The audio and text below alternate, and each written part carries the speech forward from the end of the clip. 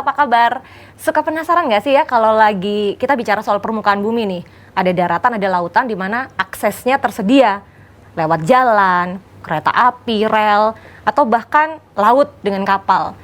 Lalu kemudian ada udara, langit yang begitu luas dan bisa dilintasi oleh pesawat udara, di mana ini yang menarik, di antaranya ada frekuensi, spektrum frekuensi yang membuat kita bisa mengandalkan teknologi untuk berkomunikasi dengan orang lain, baik yang kita kenal maupun tidak. Itu luar biasanya.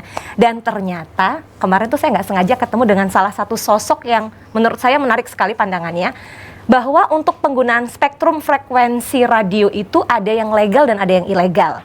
Dan ada istilahnya smart law enforcement terhadap penggunaan spektrum frekuensi radio yang ilegal. Ini bakal dalam banget ini ngobrolin ini. Tapi nggak mungkin saya yang cerita.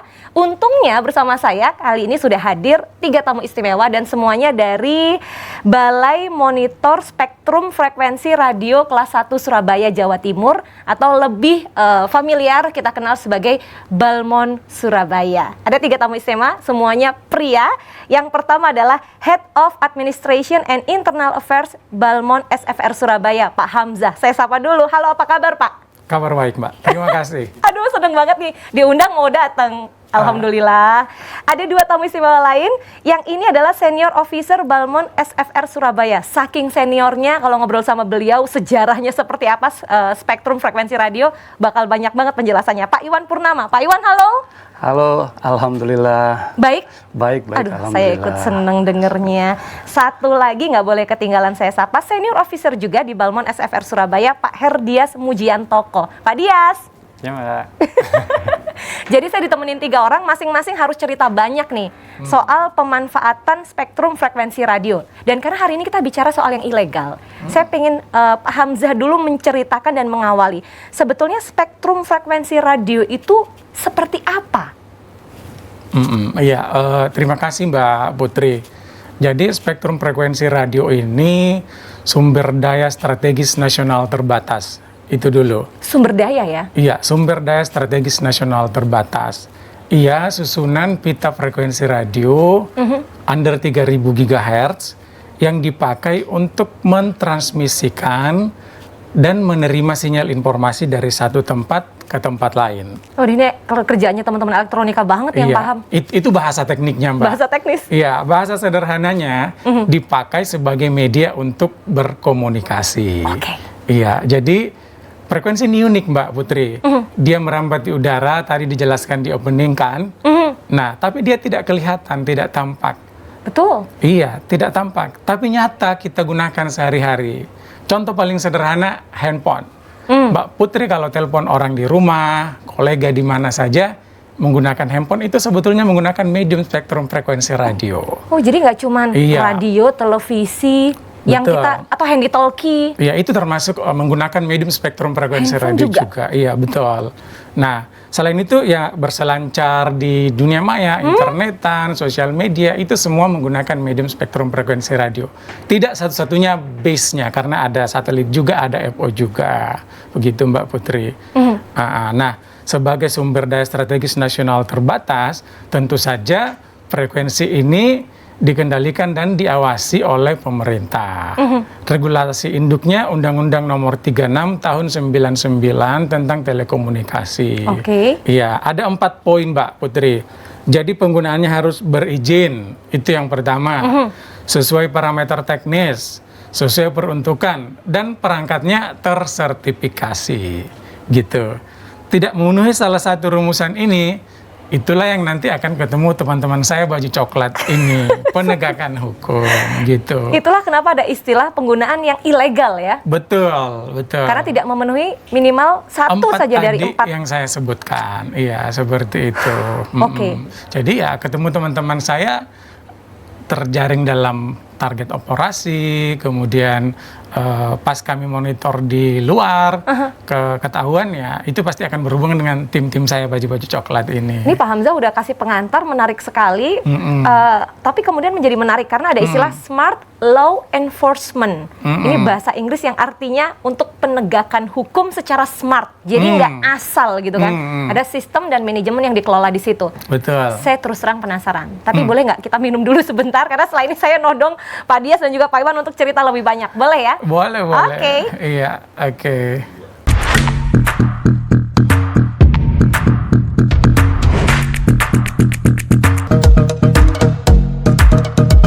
Kita lanjut ngobrolin seputar Smart Law Enforcement terhadap penggunaan spektrum frekuensi radio ilegal. Tadi sudah diobrolin soal smart. Konsep smart sendiri seperti apa sih Pak Hamzah? Iya, jadi pada dasarnya penegakan hukum itu sama dengan default penegakan hukum pada umumnya. Ada pihak yang diduga bersalah, teman-teman kami mendatangi untuk diklarifikasi. Kalau misalnya dianggap ini menakutkan, ya mungkin iya, karena namanya bersalah, didatengin aparat kan deg-degan, merinding gitu ya. Nah, kami juga melakukan yang seperti itu, namun melakukan pendekatan dan cara-cara yang berbeda. Ada pendekatan yang presisi, ada penanganan yang humanis, persuasif seperti itu Mbak Putri. Jadi tidak langsung dibawa ke pengadilan untuk diproses, ada pendekatan di awal ya? Iya, tahapannya panjang sebelum ke pengadilan gitu ya. Nah kemarin ini kami kan baru saja melakukan penertiban frekuensi nasional. Banyak yang terjaring operasi dan beberapa di antaranya datang ke kantor setelah diberi pemahaman bahwa seperti ini loh sebetulnya cara pengurusan izinnya juga mudah saja.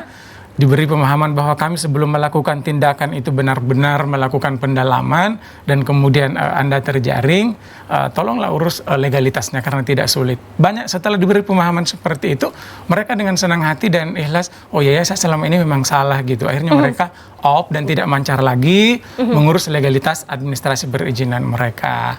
Ada lagi smart dalam konsep lain di manajemen perencanaan ya, yang spesifik, measurable, achievable, relevan, dan time bound, timely. Ada lagi yang seperti itu. Oke, ini udah jelas banget. Intinya adalah kawan-kawan Balmond nggak tiba-tiba melakukan penindakan. Jadi memang pendekatannya sangat humanis terlebih dahulu, kecuali yang bersangkutan menolak untuk didekati secara humanis. Betul. Pak Dias nih, saya jadi penasaran dengan seragam kebesaran yang kemudian menjadi satu hal yang kalau orang bersalah itu kan pasti udah takut duluan. Padahal niatnya di awal pasti baik ya.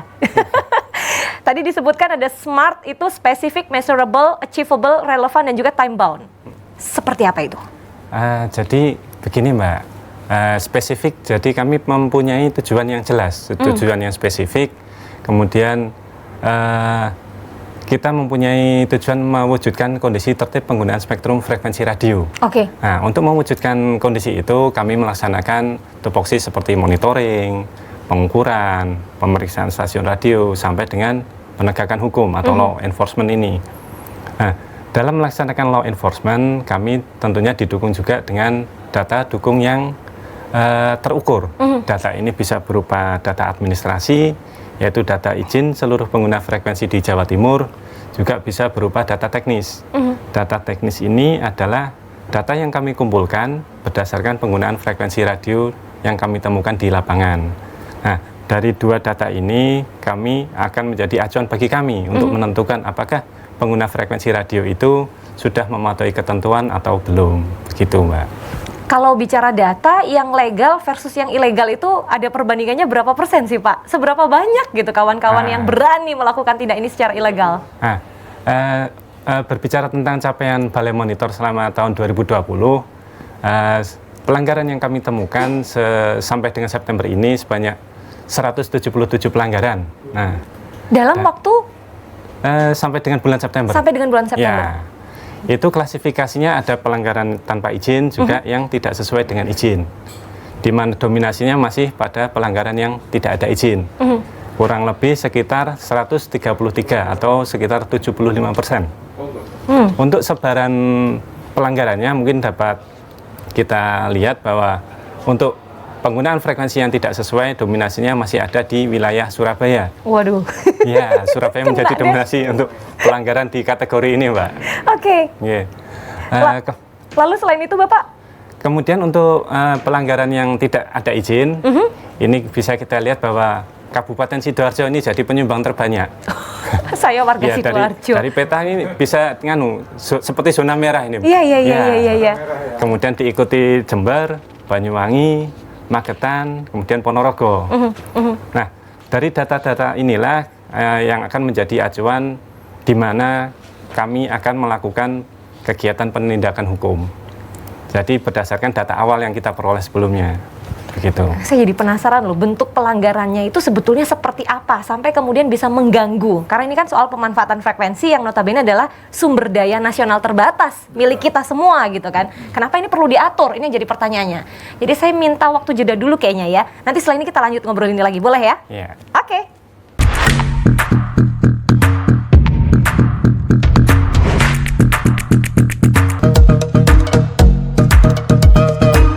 Jadi penggunaan frekuensi radio ini sebetulnya diawasi dan dikendalikan untuk kepentingan masyarakat. Jadi kembali untuk kebaikan masyarakat. Betul. Makanya kalau tadi Pak Dia sempat sebut 177 kasus pelanggaran terjadi mulai dari awal tahun sampai bulan September ini se-Jawa Timur. Itu kalau dibilang angka yang sedikit, iya, angka yang besar juga iya. Saya penasaran nih. Pak Iwan, boleh cerita nggak sih dari begitu banyak kasus yang sudah ditangani oleh Balmon Surabaya, pernah nggak yang sampai diproses ke tahap persidangan? Karena tadi Pak Hamzah ceritakan itu bertahap, nggak tiba-tiba dibawa ke persidangan gitu. Oke, makasih Mbak Putri.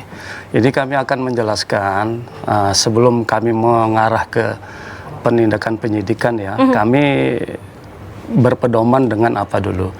Dalam konteks penegakan hukum kami memegang strategi sesuai penegak hukum yang lain, yaitu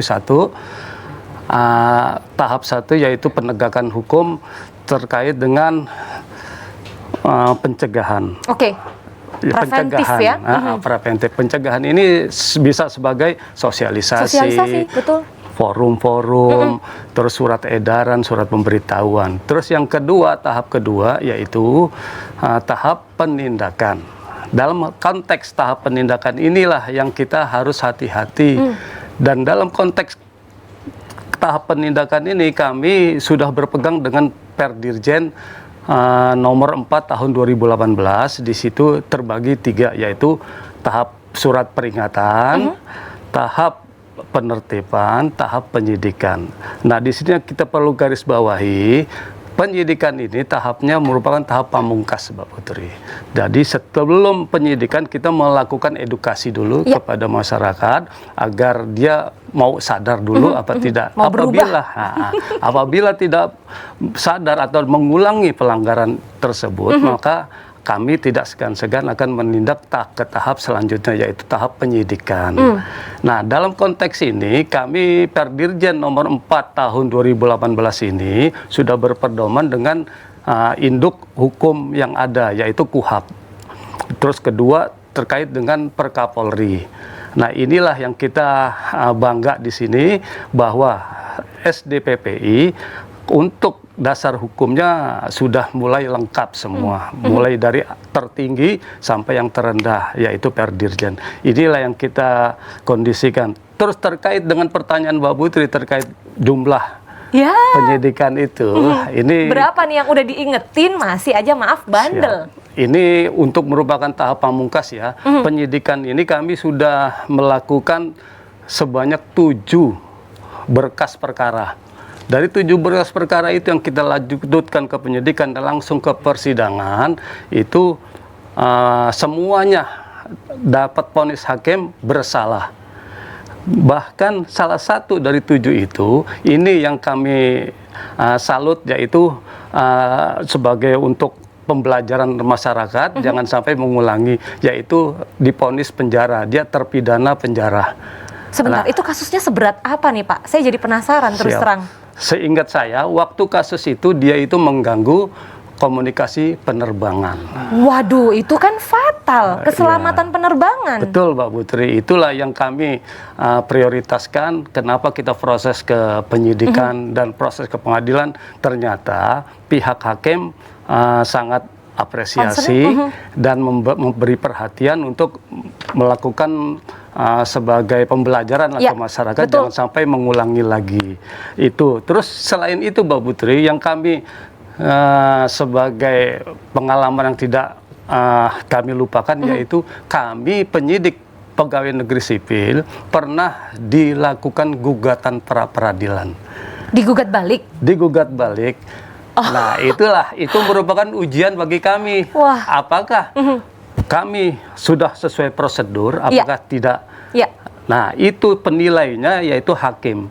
Dan alhamdulillah dalam proses vonis gugatan tersebut, kami penyidik Balmon dimenangkan dan penggugat kalah, sehingga perkara tersebut dilanjut ke sidang kelanjutan pidananya. Sementara itu Mbak Putri, yang kami alami. Waduh, saya nggak kebayang ya, niat hati menertibkan malah digugat balik. Akhirnya menjadi catatan evaluasi untuk bersama supaya segala prosedur betul-betul sudah ditaati dan dilakukan sesuai regulasi yang ada. Ini tadi Pak Iwan sudah sempat cerita nih, bagaimana dengan Pak Dias? Ada nggak pengalaman yang paling menarik yang selama ini sampai, waduh nggak lupa nih cerita yang ini nih? Yang paling menarik dan menantang, mungkin sebenarnya setiap kegiatan kami, baik itu monitoring, pelacakan sumber pancaran, pemeriksaan ataupun penindakan hukum, tentunya masing-masing punya tantangan sendiri-sendiri, Mbak. Apalagi yang kita awasi ini adalah frekuensi. Barang goib, barangnya tidak tampak. Apalagi Bener, kalau kita harus sampai mencari kan, itu lokasinya di mana, barangnya nggak kelihatan. Betul. Tapi mungkin memang tantangan terbesar ada pada saat kami melakukan penegakan hukum. Karena di sana kami harus melakukan penghentian penggunaan frekuensi radio. Jadi secara otomatis pasti akan mengganggu kegiatan operasional mereka. Mungkin juga bisa berdampak pada penurunan kualitas layanan mereka ke pelanggan. Dan kemungkinan juga bisa berpengaruh ke penurunan penghasilan. Ya, betul. Jadi sedikit banyak pasti akan ada resistensi dari pemilik ataupun penanggung jawabnya. Tentu, jelas. Nah, belum lagi kita dihadapkan pada berbagai macam karakter orang. Jawa Timur itu dari Ngawi sampai Banyuwangi, dari Madura sampai ke Malang pasti mempunyai karakter yang berbeda, dan setiap kabupaten pasti mempunyai kultur masyarakat yang berbeda pula. Betul, betul. Ditambah lagi dengan faktor latar belakang dan tingkat pendidikan. Nah, inilah yang faktor-faktor ini yang menjadi berbagai macam respon masyarakat terhadap kegiatan penindakan hukum kami. Ini yang terbayang oleh saya, publiknya tuh luas, mulai dari yang berstatus badan usaha sampai perseorangan ya, dan semua yang memang punya kaitan dengan penggunaan frekuensi itu yang diawasi betul agar tetap tertib. Saya jadi penasaran nih masing-masing, karena kita masih punya satu segmen terakhir buat cerita lebih jauh, nanti Pak Hamzah mungkin ada cerita menarik lain. Jadi saya minta waktu untuk jeda dulu ya.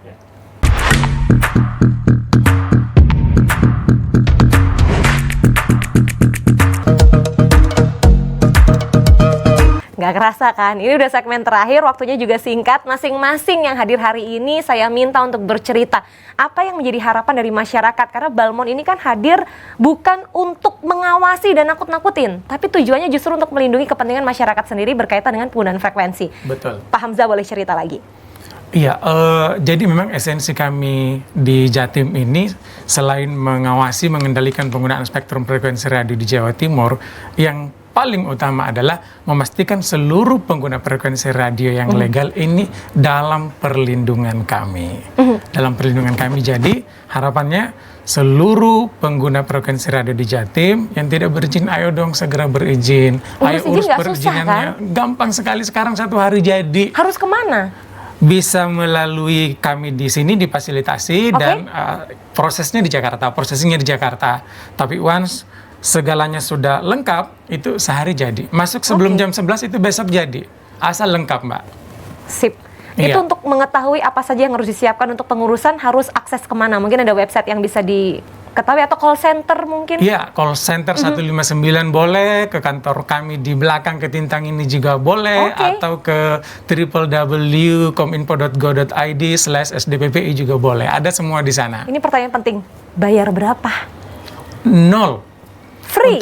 Untuk pengurusan izin kami tidak ada biaya. Yang ada biayanya adalah biaya hak penggunaan frekuensi radionya nanti. Oke. Iya. Jadi pengurusan izin 0 rupiah. Yes. Harusnya nggak ada khawatiran dong. Betul. Dan nggak repot, nggak ribet kan? Nggak repot, nggak ribet. Cuman barangkali karena sekarang ini memang transisi ke purely online, Mbak, ada beberapa yang merasa ini kok jadi sulit ya, gitu. Padahal sebetulnya tidak, barangkali belum terbiasa saja. Tapi teman-teman kami di belakang di Ketintang selalu standby untuk membantu memfasilitasi. Sip banget. Iya. Pak Dias, closing statement?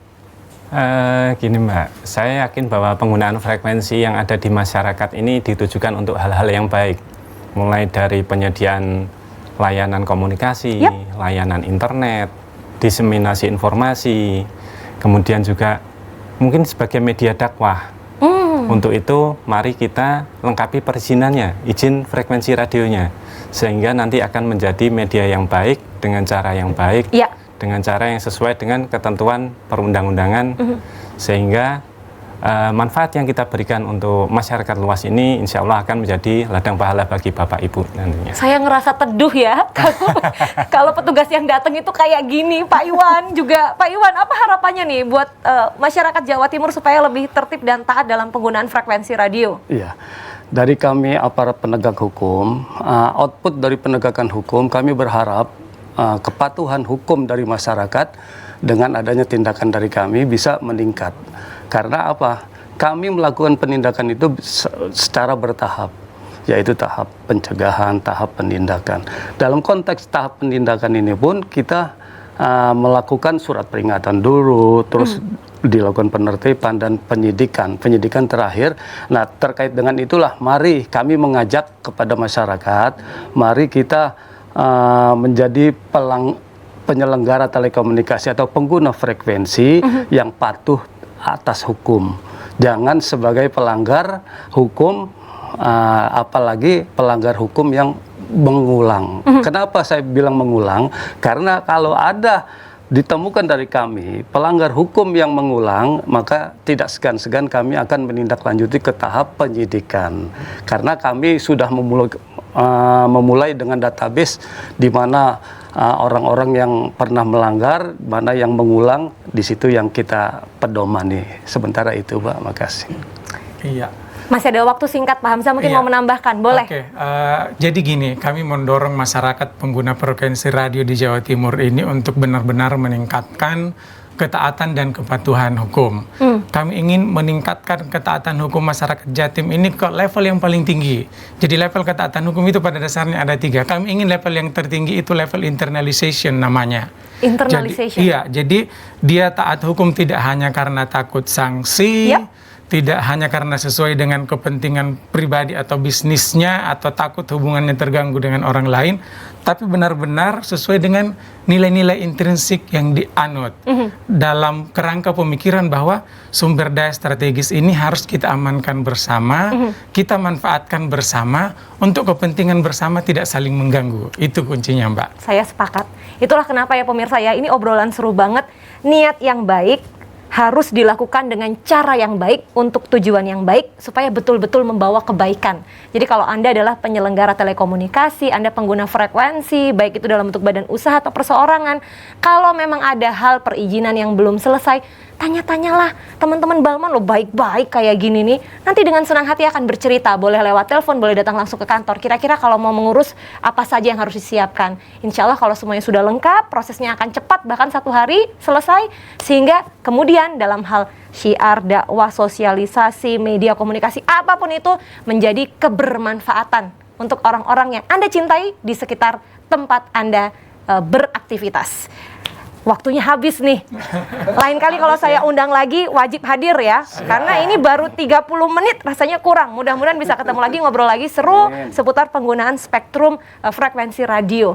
Kita akan ketemu lagi di lain kesempatan. Terima kasih Pak Iwan, Pak Dias, Pak Hamzah. Sehat-sehat ya. Terima kasih, sehat-sehat juga. Sampai jumpa. Thank you.